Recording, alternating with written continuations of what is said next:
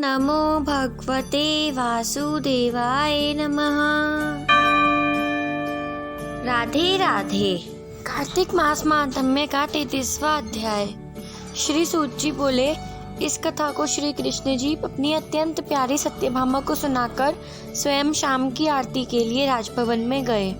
ऐसे महात्म्य से युक्त संपूर्ण पाप विनाशक विष्णु भगवान को अति प्रिय तथा भक्ति मुक्ति प्रदान करने वाला कार्तिक मास कहा गया है। हरि जागरण, प्रातःकाल में स्नान, तुलसी महारानी की पूजा, अंत में उद्यापन, कार्तिक में नित्य प्रति दीपदान, ये 5 कार्तिक मास के व्रत के आवश्यक कार्य है। इन 5 व्रतों को जो भी प्राणी पूरे कार्तिक मास में करता है वह भुक्ति तथा मुक्ति दोनों फलों को प्राप्त करता है। ऋषिगणों ने कहा, विष्णु भगवान का प्रिय, अधिक फल को देने वाला, शरीर के रोम रोम को प्रसन्न रखने वाला, इतिहास पूर्वक कार्तिक मास का विचित्र महात्म्य आपने कहा। मोक्ष की चाह करने वाले अथवा भोग के इच्छुक प्राणियों को अपने दुख के विनाश के लिए कार्तिक मास का व्रत करना चाहिए। जैसा आपने कहा कि यदि कार्तिक व्रत किसी संकट में फंस गया या किसी भयानक स्थान या जंगल में रह रहा हो या उसे कोई रोग हो जाए तो वह कार्तिक का व्रत किस प्रकार करेगा, क्योंकि अति फल देने वाले इस व्रत को किसी भी प्रकार नहीं छोड़ना चाहिए। सूत जी ने उत्तर दिया, विपत्ति पड़ जाने पर भी धीरज के साथ शिव तथा विष्णु भगवान के मंदिर में जागरण करें। इन मंदिरों के न रहने पर किसी भी देवता के मंदिर हो उसमें जाकर जागरण करें। गहन जंगल में या किसी प्रकार की आपत्ति आ जाने पर पीपल के वृक्ष के नीचे बैठकर या फिर तुलसी के वन में जाकर जागरण करें। विष्णु भगवान के पास विष्णु के निमित्त कीर्तन करें। इस प्रकार हजारों गोदान के बराबर फल मिलता है और कीर्तन में बाजा करने वाले को वाजपेय यज्ञ के बराबर फल मिलता है और नाचने वाला प्राणी सभी तीर्थों में स्नान करने वाले के बराबर फल प्राप्त करता है। किसी एक आपत्ति पड़ जाने पर अथवा रोगी हो जाने पर यदि कभी जल ना मिल सके तो केवल विष्णु भगवान के नाम से समात्र मार्जन ही कर ले। यदि उद्यापन की विधि नहीं कर पाए तो व्रत की पूर्ति के बाद ब्राह्मणों को भोजन करा दें, क्योंकि अलक्षित रूप से विष्णु भगवान के लक्षित स्वरूप ब्राह्मण ही है। अपनी प्रसन्नता से इन्हें सदा ही विष्णु भगवान में निसंदेह प्रसन्न रखे। यदि दीपदान ना कर सके तो दूसरों के दिए हुए दीपक को वायु से बचा के रखे और उन्हें जला के रखे।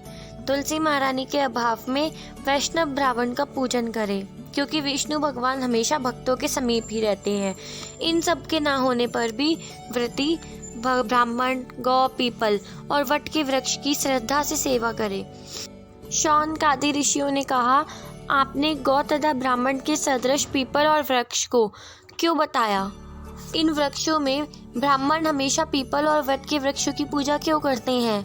पीपल का वृक्ष साक्षात विष्णु है, बरगद का वृक्ष साक्षात शिव है और प्लास का वृक्ष ब्रह्मा है। इनकी पूजा और सेवा करने से सभी पाप नष्ट हो जाते हैं। ऋषिगण आगे बताने लगे, हे धर्मज्ञ, हम लोगों को इसमें शंका है कि ब्रह्मा, विष्णु तथा महादेव जी वृक्ष रूप में क्यों हुए, आप बताइए।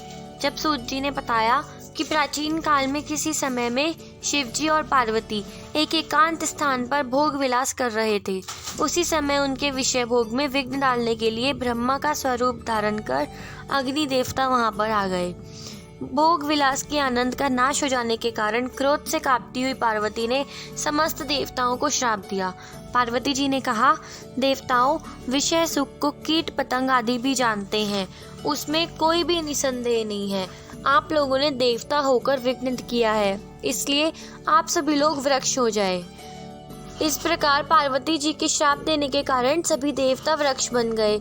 इसी कारण विष्णु भगवान तथा शिव जी दोनों पीपल के और वट के वृक्ष बन गए। विष्णु का शनिदेव के साथ योग होने के कारण शनिवार को ही पीपल के वृक्ष को हाथ लगाना चाहिए, स्पर्श करना चाहिए, और किसी दिन पीपल के वृक्ष को हाथ नहीं लगाना चाहिए। राधे राधे। इसी प्रकार कार्तिक मास महात्म्य का 33वां अध्याय यहाँ समाप्त होता है। अगर आपको वीडियो अच्छी लगी तो वीडियो को लाइक कीजिए, शेयर कीजिए और कमेंट्स में राधे राधे लिखना बिल्कुल मत भूलिएगा। तो मिलते हैं अगले अध्याय में, तब तक राधे राधे।